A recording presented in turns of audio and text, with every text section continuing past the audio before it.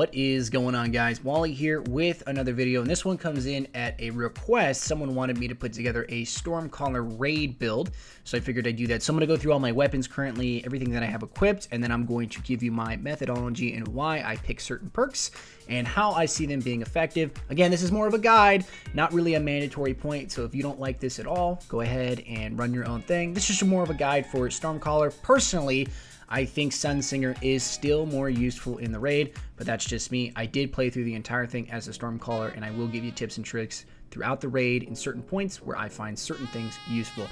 So let's start with weaponry. Basically, in the beginning, I have not like the others, and I infuse this with the raid hand cannon. I tried the raid hand cannon, really didn't like it. I got a life support perk on it. Now, if it had Firefly, it probably would have stuck with it, but unfortunately it didn't. Got life support on the third line. Wasn't really stoked about that, and the reload animation or the reload speed is relatively slow.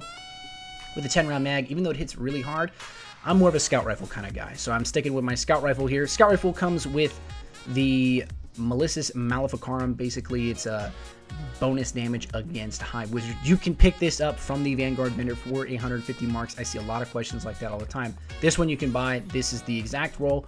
Crowd control, reactive reload. Fantastic way to do extra damage during the raid. Secondarily, Sniper here, 3 out of 7. This is pretty good. Comes with Perfectionist, and again, Perfectionist kind of works weird. Sometimes I see it working, sometimes I don't see it working. I've looked up a couple Reddit articles explaining how exactly it works, but I'm still a little unsure. But again, the damage output here and the damage against Taken is really the reason I run it.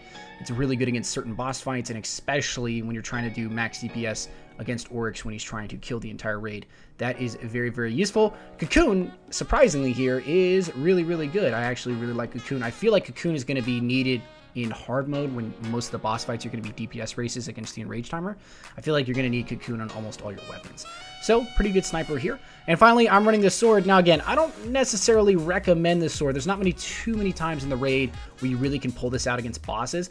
It's better against elite or ultra enemies, and then maybe the Vessel of Oryx during the Oryx fight. But if you have a whole team running swords, you're obviously going to be losing DPS, so I don't really recommend that. I only recommend it if you're sort of low on light. So if you're like 294 and your sword takes you to 295 light, put your sword on. Definitely want to be 295 plus for the raid. And a lot of people are like, well, I've done it 292. Yeah, okay, you've done it 292, but you're not doing the maximum amount of DPS. The end fight, everyone comes in at 300 light. If you're at 300 light or above, you're going to be doing the most amount of damage and taking the standard amount of damage, which is beneficial to the entire raid.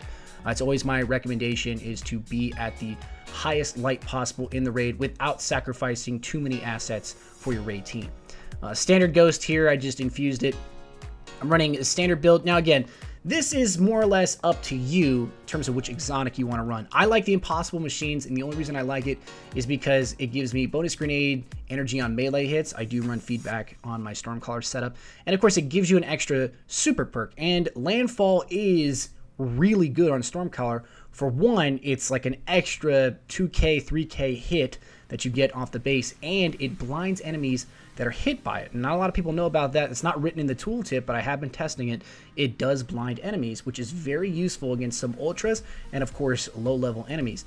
Finally, here I'm running Chasma Yule, standard raid chest piece. Now, I am running Mortal Medicine because I do love the recovery boost it gives you. So basically, what happens here is you throw a grenade into a group of enemies. Depending on how many enemies you kill with that grenade or sets of grenades, you get a recovery boost per kill, and it stacks. I've seen it stack up to 10 times, and I don't know how high it can go. Maybe it can't go any higher than that, but it does last for 20 seconds. So if you're running a low recovery build, you may want to offset it with Mortal Medicine, or maybe you're running a high recovery build and you want to even amplify it even further.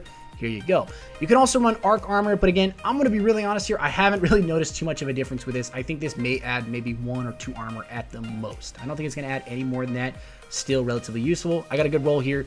I got sniper rifle ammo on my chest piece, and I'm using the raid sniper. So again, I kind of win there. Using standard boots. Interesting thing about the boots, though, is that arc double down, increased agility for 5 seconds after an arc double kill. And this is anything. This can be your grenade, a super, a melee, a sniper kill, 2 sniper kills, whatever.